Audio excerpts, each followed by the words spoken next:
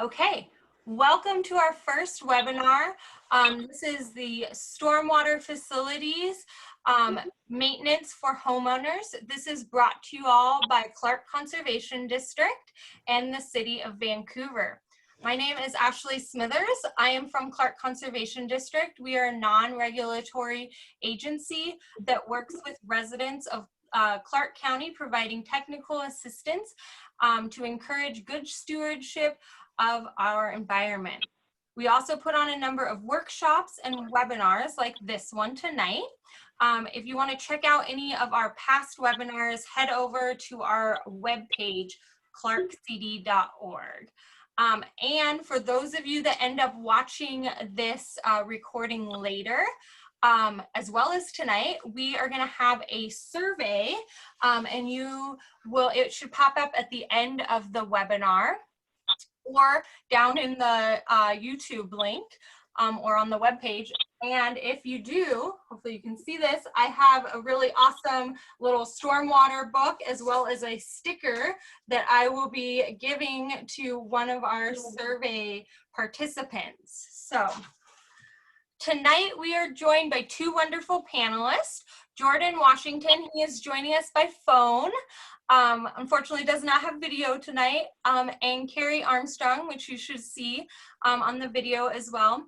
I'm gonna let each of them introduce themselves shortly, but I also wanted to let you all know that we have Kayla, who is a AmeriCorps member with Clark Conservation District that will be helping me answer questions and respond in the chat box. So with that, Jordan, Carrie, take it away. Sounds good. Thank you so much, Ashley. Can you hear me all right? Yep. All right. Well, my name is Jordan Washington. I work for the City of Vancouver with our surface water program. And my specific duties and my role is primarily working with private facilities for stormwater. So my day-to-day, I spend a lot of time working with businesses, residents, industries, helping them understand their stormwater needs and responsibilities. And a lot of my duty is providing technical assistance in that regards. And I'm also joined today by Carrie Armstrong. And Carrie, you want to talk a little bit about yourself? All right, thanks, Jordan, and thank you, Ashley. So my name is Carrie Armstrong. I work for Clark County Public Works. I'm in the Clean Water Division. And like Jordan in the city, in the unincorporated part of Clark County, I co-manage the private stormwater facilities for the county. So as the county's been split into two, I'm on the west side. My coworker, Rich Wonky, is on the east side. And much like Jordan with the city, we inspect all the stormwater facilities and then provide technical assistance when there are maintenance defects or repairs required after one of our inspections. Perfect. Thanks, Carrie. So this presentation that I put together is titled Understanding HOA Stormwater Responsibility, but that doesn't necessarily mean that it only applies to HOAs. It's just a simpler title than trying to say and residential developments and what have you. But this presentation is just good stormwater information to know for any sort of residence or shared developments, and gives you a better sense of what systems you might have in your own backyard or in your own neighborhood. So getting started, there's my contact information below, as you can see. And as I go to the next slide, there's some information for Carrie. I'll have my contact information at the end, but let's go ahead and get started. I want to leave plenty of time for any questions that you might have that Carrie or I can answer at the end. But getting started, I like to always start with defining stormwater. It's a very simple definition. It's any precipitation that falls from the sky, including rain, hail, snow. All of that is considered stormwater. Doesn't need to be very complicated. And then why is this important in terms of Vancouver's requirements? The specific wording for our municipal code is owners of private stormwater facilities and systems that collect, convey, entreat, or infiltrate runoff from private properties are responsible for the operation and maintenance of those facilities. That's just a very wordy way of saying that private property sites are responsible for managing their own runoff. You know, there are some exceptions to that, but all of this is going to be recorded on specific documents in terms of who is responsible for managing stormwater. Typically, this is specified on the recorded plat, short plat, or covenant for the property or the CCR.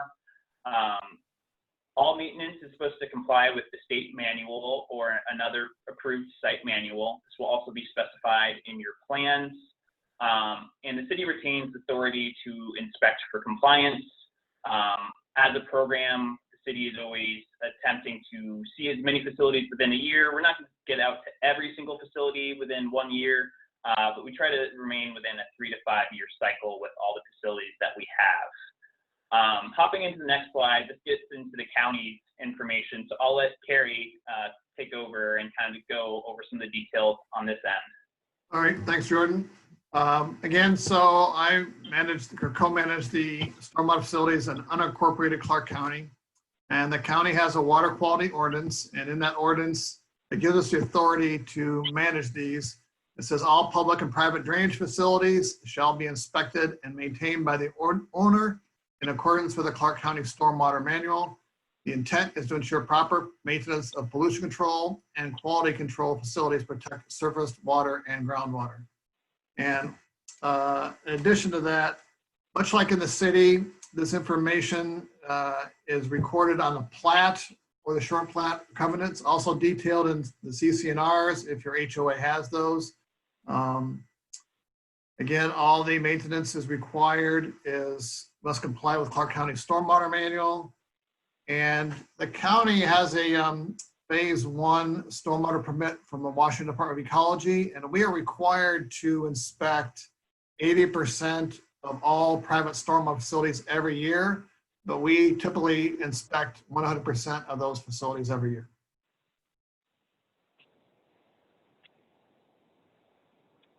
Thanks, Carrie. So getting into stormwater on developed sites, as residents are developed or have been put in, there's different ways that developers can choose to implement stormwater drainage systems. One common system is to have a dedicated tract of land. The photo attached on this slide is an example of that. And that drawing is also the actual engineering drawing of that facility. It's basically a set of land that is set aside that's specific for stormwater drainage. There's an easement for the city to access it, and it tends to be common in larger developments. However, there have been some more modern trends towards individual lots where there'll be smaller stormwater facilities on each land plot. This might vary a little bit with where you might be located. I'm not sure what's more common within the county, but I would say nowadays there's a lot of individual lots that have their own stormwater facilities. Carrie, is that fairly similar in the county? Yes, so under the new permit with the Washington Department of Ecology, if you're building a single family residence that's not in a subdivision, just in the county, if you have over 2,500 square feet of impervious surface, you're required to have a stormwater facility on your property. And those are required by our building code, and our building inspectors make sure those are there. Once they're built, then they go on my list and I go and inspect to make sure those individual property owners have a stormwater facility. Yeah, and these can be a little bit tricky too, just in the sense that if residents are not familiar with the stormwater facilities, they might not know they're supposed to maintain these areas, or that they can't really alter them. So that's something that I want to bring attention to, just because there is a possibility that you have one on your specific address or property site. And something also worth mentioning is even if there's a lack of a formal HOA for your residents, if you have a shared stormwater facility, you still have a shared maintenance responsibility. So regardless if there's an HOA, it's something that will need to be maintained. And that's why I wanted to mention or have a caveat with the title. It still applies even if there isn't an HOA. I was hinting at it earlier, but these are also design facilities. So these are some of the as-built and approved plans that you'll see for stormwater facilities. They're very detailed, very number focused, and they're designed to treat a specific drainage area. So, you know, they're supposed to anticipate or have the capacity for 100-year storm events. And as such, we don't really approve any sort of modifications to these stormwater facilities without being reviewed. So I understand as a homeowner or you know, a concerned citizen, you might not like the appearance of a stormwater facility, or you might want to do a beautification process. We want to make sure that we are following the approved plans for compliance, and these are the plans that we look at when we are doing our inspections as well. And I just want to add one thing there, Jordan. Yeah. So when we're doing our annual inspections, we often find a stormwater facility that was designed to, let's say, it be a grass bioswale that may be inundated with groundwater and the grass doesn't want to grow. And so we will then, on the county's initiative, we will convert that to a wet swale or treatment of wetland, but I have to get the engineer approval. So we'll bring our engineer out on site. He'll approve it as being a different kind of facility, and then we'll ask the HOA to, in the case of a wet swale, instead of planting grass, we'll have them plant wetland plants. You'll see a picture of this later on of a wet swale. Yeah, and that's a great point, Carrie. Just because the plans specify how it was designed to be originally doesn't mean that can't be altered or changed to meet current needs. So we might find that one of the original designs doesn't work out well. We will go through a process to see if we can change it to a better system that will work for the community and still meet those water quality treatment needs. And this is a great segue into the types of stormwater facilities that we have throughout the city and the county. And there's a lot of ones that you've probably seen around your neighborhood or just around the city. There's biofiltration swales. Those are the big green kind of turf grass style facilities where the water goes from one end to the other end. There's bioretention facilities, often referred to as rain gardens. Commonly, you'll probably see these off of the public right-of-way. There's little planter boxes almost. Stormwater ponds, and there's permeable pavers. And you might occasionally see vegetated filter strips, depending on where you are off of a driveway or other sorts of pavement structures. And there's also the stormwater facilities that you don't see. So these are less apparent and less of you actually know that they're there or have reviewed your own plans. Some of the underground facilities include filtered catch basins, manholes, and vaults. There's dry wells that help water get back into the groundwater system, and there's underground storage systems as well. So there's quite an array of different things that we can have that are below the surface that aren't necessarily visible to your normal eye or going on your regular walk. So this kind of ties into some misconceptions that I've heard, and I'm sure Carrie has heard out in the field. There's a lot of questions in regards to what are you supposed to do for maintenance? Who is the responsible owner of this stormwater facility? How do you manage compliance and contractors? So I'm going to go over some of the common questions that I typically hear, statements that I hear from people that I work with. One of the most common ones is, oh, we don't have any stormwater facilities here. This is a large misconception that, you know, if you don't have one of those green swales or rain gardens, you don't have a stormwater facility. As I mentioned before, a lot of facilities can be underground. And while this looks like an empty parking lot for Winco, this is actually a stormwater facility that, like Gray area where the parking spaces are, is actually a permeable concrete. So when it rains, the water can percolate down through that concrete layer back into the groundwater system. So it's not always apparent that there is a stormwater facility, but in most cases, there's going to have to be something in place to treat any sort of runoff from the property. Another misconception that I tend to hear is I thought that the city maintains that area. in the city of Vancouver, most stormwater facilities are actually private. I believe the ratio is 2/3 are private facilities compared to the other third that are city owned. So just because it's along a roadway doesn't mean that it's just treating the runoff from the public right of way. And you should really refer to your plans. Now, this might be a little bit different for the county, and I think Kerry can go into a little bit more detail on that on his end. All right, thanks, Jordan. Yes, so in Clark County, the way its code is written is the developer of the subdivision has the choice of who eventually maintain ownership. So the county has certain standards that we want our public facilities to have. Number one, they have to take water from county right away. Two, they have to be on a separate tract of land that can be donated to the county. The facility has to be fenced and have a 16-foot access gate, and no side slope could be greater than 4:1.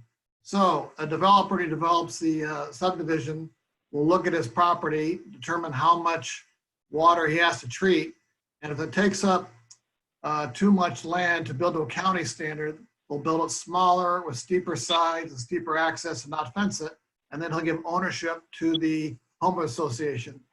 So in the county, there's about 50-50. There's about half private stormwater facilities, and there's half public stormwater facilities, about 1,400 of each.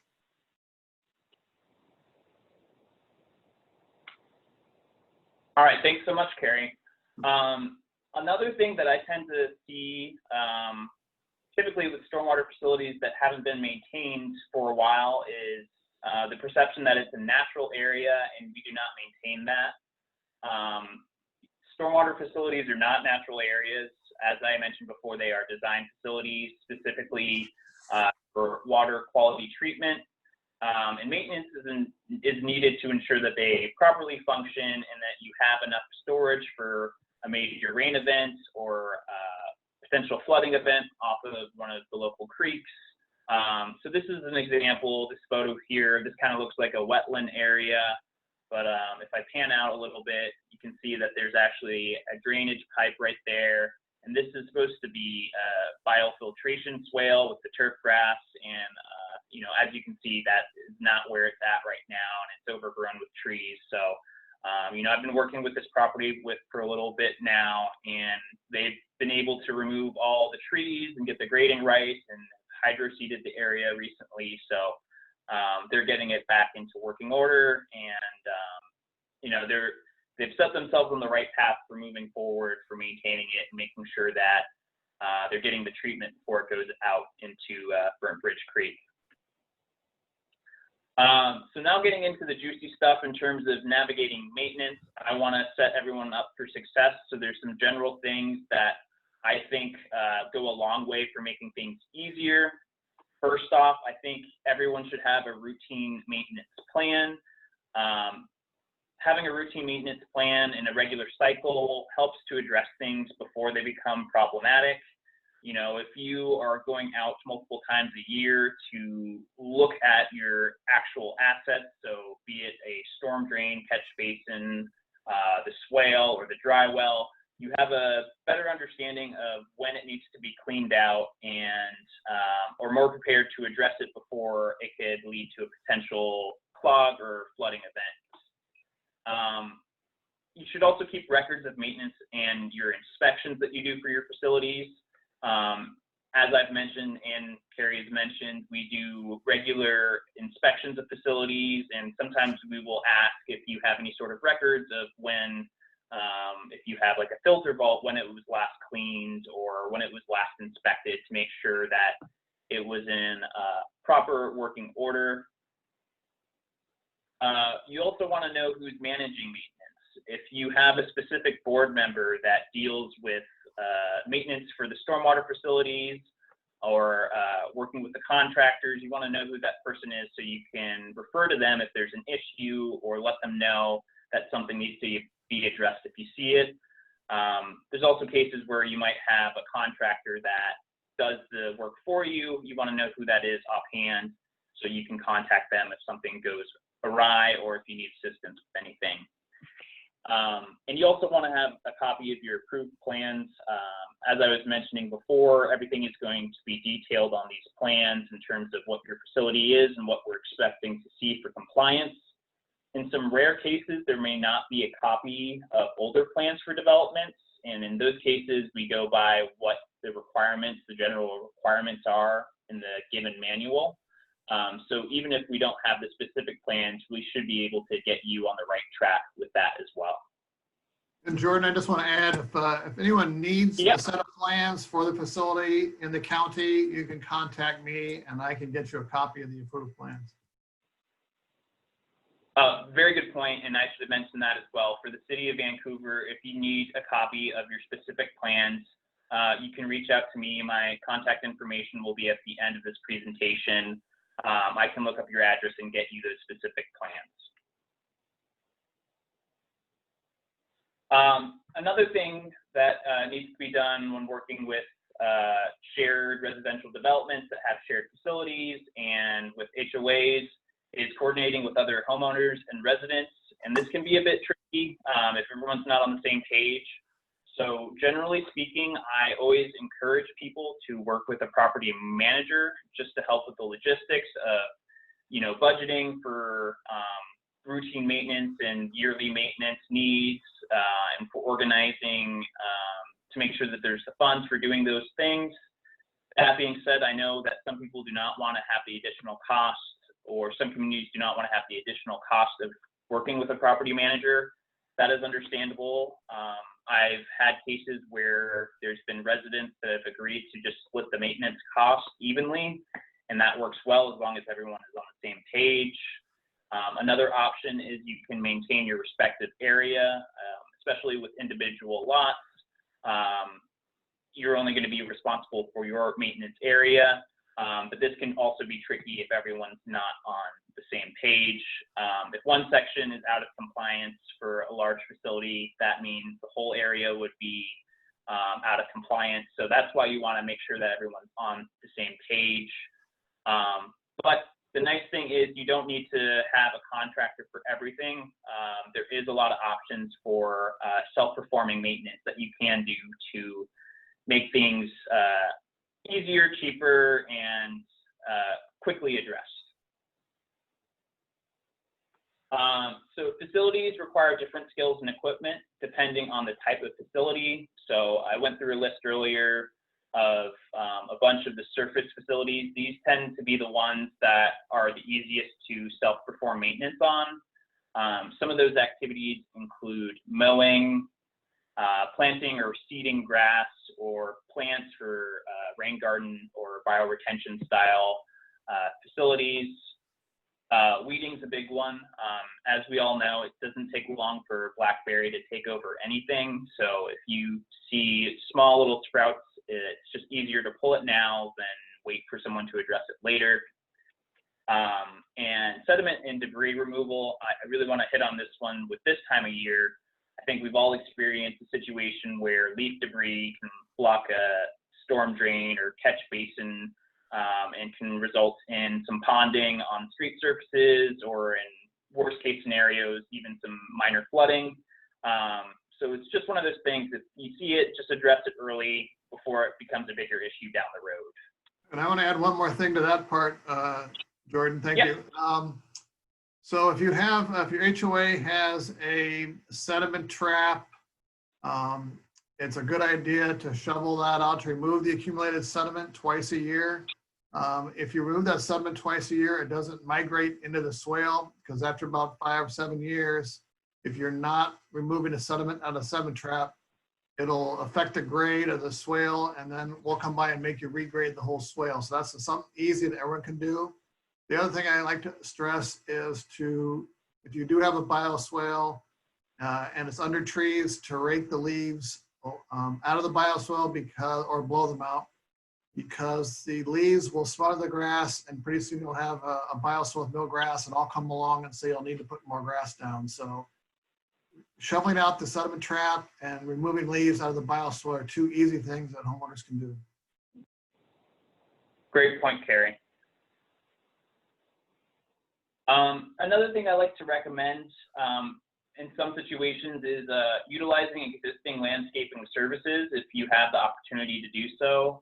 Some of those tasks that I've listed are just general landscaping tasks that most landscaping companies already do. So if you have existing landscaping services, you can work with them for swales and bioretention and pond maintenance. That being said, I want you to be very specific with those contractors on what your exact stormwater needs are. You know, where I see problems with this being combined is it might not be communicated to the contractor what needs to be done differently for stormwater facilities compared to the rest of the areas that they maintain. This is not the case with all landscaping companies. A good number of landscaping companies and contractors do a lot of work with stormwater facilities, but I always encourage you to tell them specifically what you need in your stormwater facilities. And on that, I'm going to add another thing. When you work with a contractor, if you get a notice from the county saying your stormwater facility needs maintenance, I will send you a letter, or Rich will send you a letter. It'll detail all the maintenance defects and how to fix them. So if you hire a contractor, I highly recommend you have the contractor contact myself so I can meet them on site to detail exactly what the county is doing. I've had so many times where either the homeowners, the HOA, or the contractor guess on what the county is requiring. If they guess wrong, it can be an expensive way to fix it later. So it's best if you have a contractor, they get with me, and I can explain the county's requirements for maintaining the stormwater facility. Good point. In terms of the landscaping services, as I mentioned before, they can really just help manage weeding, mowing, replanting, reseeding, leaf and debris removal, any sort of surface facility maintenance. They usually can handle most of those tasks. That being said, not all maintenance can be self-performed, and you should know when to rely on stormwater professionals. There are specific contractor recommended activities. In particular for underground facilities, you should not have any residents trying to maintain these. A lot of these facilities have specific filters that are proprietary technology, so it's not something that your average resident would have the know-how or the material to replace, or even know what to look for in terms of if the filter is still operating correctly. You also want to have a contractor for larger rehab projects, kind of what Carrie was hinting at before and mentioning before. You don't want to end up in a situation where you have some idea, or you think you know what the city or the county is looking for, and you do what you think needs to be done, and then realize, oh, there's more that needs to be done. I didn't have a chance to speak with who the city official or the county official about the specific requirements or needs for the facility. And in those cases, for larger rehabs, I also recommend reaching out to some of the civil engineering firms in regards to getting the plans back to where they were originally, if there's a lot of regrading that needs to happen. Another activity, factoring. If you have a dry well that is full, I don't think any resident has their own Vector truck that they can rely on, and I certainly do not. You should not be trying to shovel it out yourself. So just know when you have to call a contractor, and don't try to service these facilities yourself. And you can contact the county, and I'm sure the city does as well. We have a list of contractors that do that kind of work. So if you need a list, you can just contact us. Yes, great thing to add. We do have a list of contractors available, so it's not something where you're going to be out on your own looking for these. Just look at one of those reference lists, and there'll be a number of options that you can reach out to. But one of the big things for me is you should stop pollution early. I've kind of been hinting at it this whole entire presentation. The earlier you catch things, the easier it's going to be, and the lower cost it will be. Routinely clean catch basins. This is usually the first point where stormwater will be entering a system. I have a cross section of a catch basin here, standard detail for a typical catch basin within the city of Vancouver. And they have a built-in base where sediment will start to accumulate before it goes further into the system. And one of the really nice things I like about these standard details is they include this oil trap with clean out. So that little hood that goes over the pipe helps to prevent any sheens or things that might come off of your vehicle from getting into the stormwater, and it keeps it in the catch basin. Beyond catch basins, it's also helpful to schedule parking lot sweepings if you have a larger development or private streets with leaf litter that can accumulate during the season. It's also something to be mindful of is the age of the street surface. So as asphalt gets older, it will start to degrade and fall apart. And those bits and pieces will eventually get washed away with the water and end up in your stormwater system. You really should be inspecting your stormwater facilities after large storm events as well. It doesn't take, especially this time of year where we have a long period of dry weather and then large rain events. It's going to essentially act like a flush where all that's on the street is going to go into the system, and it could cause blockages or fill up your system. So you want to make sure that's in good working order. And you want to be prepared for any sort of spill cleanup that might happen if you're working on your vehicle. Something like kitty litter, which is a really great absorbent, is nice to have around that you can sprinkle on, absorb that material before it goes further into our systems and into our streams and groundwater system. And that pretty much wraps up what I wanted to cover in terms of material. I wanted to leave ample time for questions that you might have in regards to your specific facilities or general questions. Carrie and I will do our best to answer those. Yeah. All right, thanks, Jordan. Ashley, you're on mute. I am muted. Thank you. Yeah, I have a number of questions that came in during this, as well as a couple that were submitted before the presentation as well. So if you want, I can just start kind of going through some of those. So one of the questions that may have kind of been answered, but maybe you can speak a little bit more to, is about fencing and gating around the pipes and stormwater trails.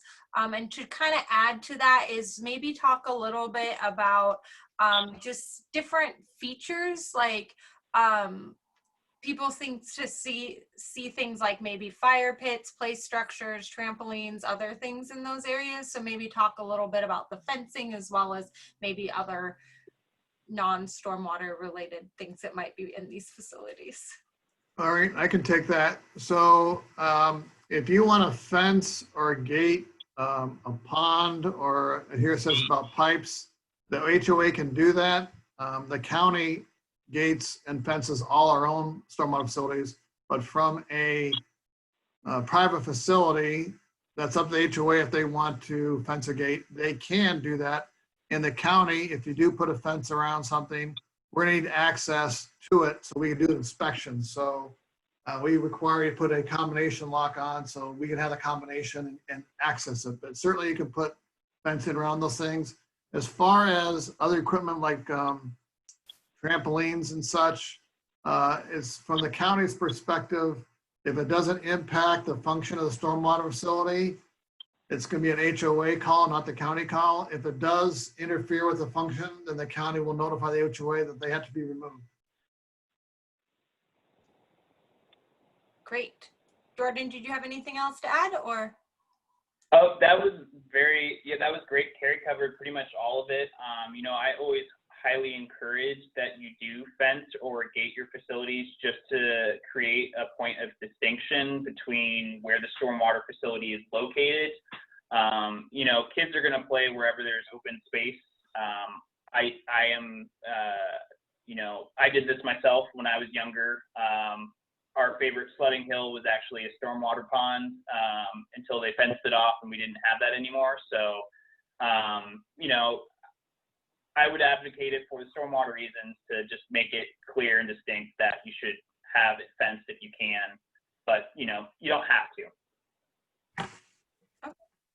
I'm going to move to one of the questions that was asked ahead of time. There was actually a number of questions on this topic, which is cattails.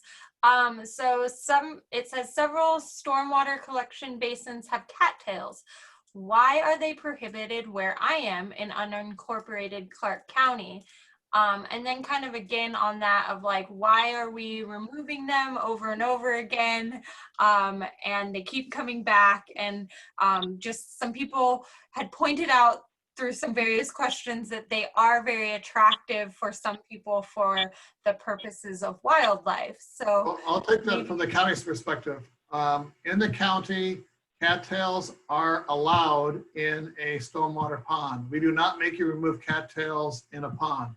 However, if the cattails move into a bioswale or a wet swale, then we will have removed. But if a swale is functioning properly, the water will not be standing there long enough for a cattail to develop. So that would be a sign of something else happening. But as the bioswale flows into a pond and there's cattails there, the county does not make you remove them because they just come back again. We can have you dig them out, those come right back. So we allow cattails in ponds. Yeah, the city stance is a little bit different. It is challenging. Cattails are going to be one of those things where they're persistent. If you remove them, they will come right back up. You know, they are classified as a noxious weed, and that's kind of the general rule that we go by. And, you know, as someone who inspects these facilities, I'm not going to be a stickler if there's some cattails present in certain sections. You know, usually we get concerned when we see cattails, particularly around certain stormwater structures. So if it's the inlet or outlet of the facilities, you know, cattails are very dense and have a tendency for just accumulating a lot of sediment. So that can really impede the structural design of the facility. And typically I would only suggest removing cattails when it becomes a point where it's starting to overrun the facility and there's concerns about if it still retains the same capacity. So if it gets beyond like 25% of the facility has cattails, that's when I'll start talking to you about removing those or cutting them back as well as you can, with the understanding that it's going to be a constant battle, just like blackberry would be in that situation. All right, Jordan made a good point there, and that is same with the county. If the cattails do impact the flow of the water in and out of a pipe, we like them cleared around pipes or any kind of structure, but in the pond itself, we don't, but just we like them away from the structures. So that's a good point, Jordan. And that's a good segue to the next questions, which are there special concerns for noxious/invasive organisms? And I'm going to kind of add a second part to that, if maybe there's certain times of year when maintenance is best for some of these things. Well, if we're talking about nutria, I don't really know about nutria, but I know beaver, we've had several situations where beaver plug up control structures and cause localized flooding. And so the county recommends you contact the State Department of Fish and Wildlife, and they have a list of beaver trappers who will trap the beaver to prevent them from clogging the flow control. I don't know the answer for nutria. I mean, I've seen nutria around, but they don't tend to clog up the pipes. I know they dig into the sides of the ponds and create some erosion problems, but I don't know if Fish and Wildlife allows those to be trapped or not. Yeah, and I can't speak to any specific scenarios that I've experienced with nutria becoming an issue with stormwater facilities. So it hasn't been prevalent enough of an issue for it to, for me to have a concrete answer on that end, unfortunately. What about other like plant non-native? Sure.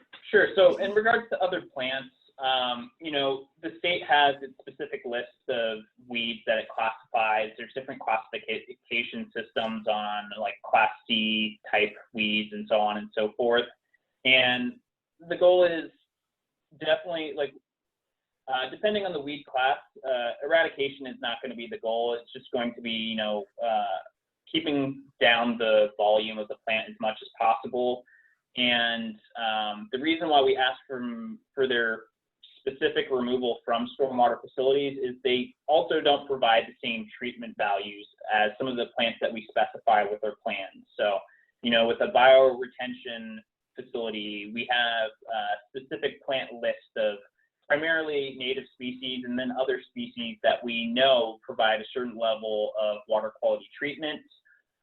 You know, for example, blackberry is not going to have the same water quality treatment as like a sledge or a rush that's planted in a facility. And as long as you're routinely, you know, mowing your side slopes, your ponds, mowing your side slopes, your bioswales, your thistle, your tansy, even blackberry, they can be kept under control. It's when the routine maintenance is ignored is when those things start to pop up. Now, if you have a facility that is way overgrown and the county comes along and says it's time to control the blackberry, the county does allow you to mow the blackberries first, and as they reemerge, the county allows you to spot spray with an aquatic approved herbicide. Awesome. And just kind of on that note, I was going to put it at the end. Well, the note before about beavers, we actually at Clark Conservation District have a webinar coming up in November about beavers and stormwater and their influences. So I will post some information about that in a little bit. I'm going to go ahead and ask a couple of questions that have come in recently. Are there large trees ever needed for a bioswale or stormwater treatment wetland? Are they needed?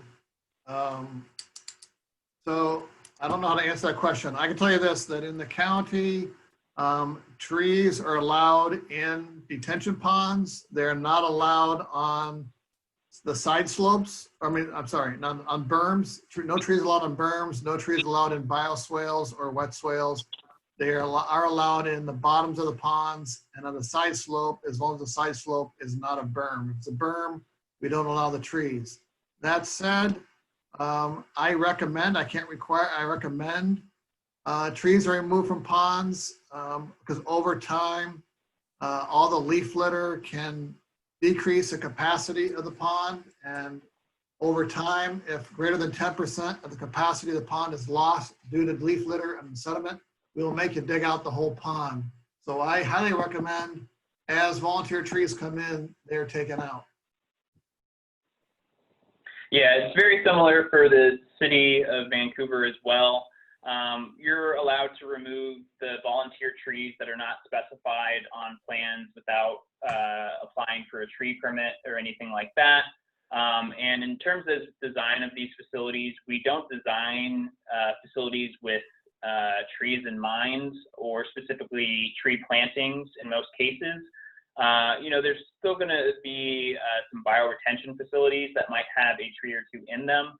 But in general, specifically, as Carrie mentioned, with bioswales, they have a large potential for regrading slopes if they're planted on the slopes or near slopes. And, you know, the amount of leaf litter that they drop can be problematic, especially with older swale designs where trees were planted along the side as, you know, 10, 15 years down the road. Those are large trees. They have significant shade cover now. It makes it a lot harder to keep that grass alive. So it's competing values. You know, I understand that urban forestry has their own objectives with what they're trying to accomplish when a piece of land is developed. But, you know, unfortunately, a lot of times developers will smush everything into one small area. So we're all trying to get the most out of our designated spaces. Thank you. What is considered proper functioning as far as a biofilter is concerned? Is flooding or overflow used as the criteria, or are there chemical/pollutant criteria also used?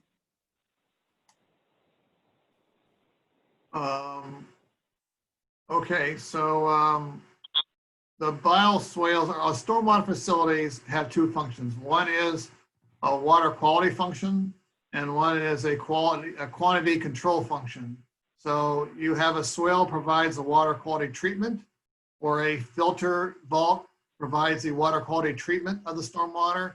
But then once it leaves that, the water has to be detained either through underground detention, through a detention pond, and the water then is metered out to control the flow of water to the stream or to infiltration ground. So it serves two purposes. So what is a proper function? If something is flooding, it should not, that's not functioning properly. All these stormwater facilities should, the water should exit after 48 hours unless it's an unusually heavy rainstorm. There are different size pipes in most of these structures that allow water to flow out at a higher rate based on the amount of rain coming in. So there should not be flooding. They also all have a emergency overflow. So if a storm is greater than a 100-year event, there is an emergency overflow that allows the water out. So flooding should not be happening in a stormwater facility should not be causing flooding. Yeah, and building off of that, if the facility is at risk of flooding or not flooding, that's not the sole parameter on if the facility is properly functioning. Carrie and I are more than likely going to contact you before it ever reaches that point, if we see it before then, letting you know that there's some structural or current impairments that need to be addressed. So, ideally we would be out there when, a pipe might be partially obstructed by debris or sediment and let you know that it needs to be cleared out. If there's dead vegetation in a large section of your swale, let's say, there's a section under a tree and now it's just bare dirt. If we see that is a loss of the intended treatment area, significant loss of the intended treatment area, we'll tell you that you need to get that area revegetated. So, it's not, just simple and clean. Will it flood? Will it not flood? There's also the whole water quality treatment. And, there's various things that we'll be looking at when we're out in the field to see if it's, crossing any maintenance thresholds for us. Thank you. There's a question about, if I'm understanding, the city and counties both have a duties to inspect facilities. How do they overlap? I know you guys kind of each talked about that, but maybe you can just kind of reiterate where each of you guys fall. So from the county, we inspect in unincorporated Clark County. So if you're inside any of the city limits, whether it's City of Vancouver, Battleground, Ridgefield, the Center, we do not go into cities to inspect. We're just going into unincorporated Clark County. Yeah, and likewise for the City of Vancouver, we're just looking at facilities specifically within the City of Vancouver. And we will do visual inspections of above ground facilities, and then we will reach out to you about your underground facilities. We are not currently in the process of opening up everyone's stormwater vaults and popping manholes for every site. Something that Carrie mentioned before, how they inspect all their facilities each year. We aren't under the same permit requirements for the City of Vancouver. So that's why we have that 3 to 5 year window. And, unfortunately, it's just me in my position, so I don't have the capacity to necessarily make it to every single site within the city in a given year, but I certainly try. And the county will, we're required to inspect underground vaults as well. So we'll open up all the lids, open all the manholes, inspect the whole system. So we will inspect underground vaults as well. So then I know a bunch of people might be asking if they don't fit into either of your two categories of areas, like they live in another city, like the City of Battleground, then who can they contact, or can they contact you guys to help connect them with who they should be talking to? All the cities have their own stormwater people except the town of Yakult. The Battleground has their own, the center is the Public Works, Ridgeville has their own, Camas has their own, Washougal, they all have their own stormwater management divisions. And so you call your local jurisdiction and they can answer your questions. Yeah, and if it makes things easier, if you're having trouble finding the right contact information, you can shoot me an email and I can reach out to one of them. We have a good working relationship where we get together every now and then to discuss stormwater in our respective areas and cities. So that's an option as well. That's true. Good point. Yeah, and I can look to maybe put some of that information on our website as well, to help people, just direct people where they need to go. So thanks for asking those questions, guys. I think we have enough time for probably like one or two more questions. We'll see how quick they go. So there are a number of questions about rules, regulations, and I think you guys covered a lot of that, but just to kind of go over a couple of those things. People just really want to know, like one person asked, who's responsible for a pond after, say, an HOA dissolves? And are there ways to find through maps or some other ways to find out answers to those types of questions? If there's a stormwater facility, so I think Jordan touched on this in his presentation, even if there is no HOA, the HOA is disbanded, that does not eliminate your collective neighborhood's responsibility to manage that stormwater facility. So the county will come, and I do this all the time, I try to find out what the HOA is. If there is no HOA, I send a letter to every property owner within that subdivision and let them know it's their equal responsibility and they still have to take care of it. So oftentimes it takes having a neighborhood meeting that I set up, and I'll meet the neighborhood and explain they still have responsibility to maintain the facility, even if there's no HOA. Yeah, exactly. And, you know, the process for if ownership would be transferred, it's a very formal process where, you know, there'd be formal documents put together. All of that would have to be done before, you know, there'd be any change in ownership. If for some reason that the HOA or the residents were trying to give maintenance responsibility over to someone else. And that being said, I don't want to give the perception that, you know, the city of Vancouver is likely to take over your stormwater facility.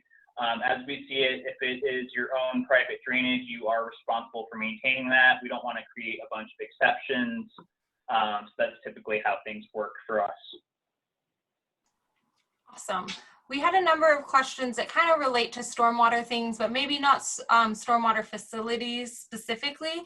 And I just wanted to, I'm going to go ahead and send this out in the chat, but I encourage you guys all to head to our website. We have the Watershed Stewardship Program. It's a series of 5 videos that go into some of those stormwater and wildlife and regulations a little bit more in depth. And so I encourage you guys all to check that out for some further learning on stormwater topics.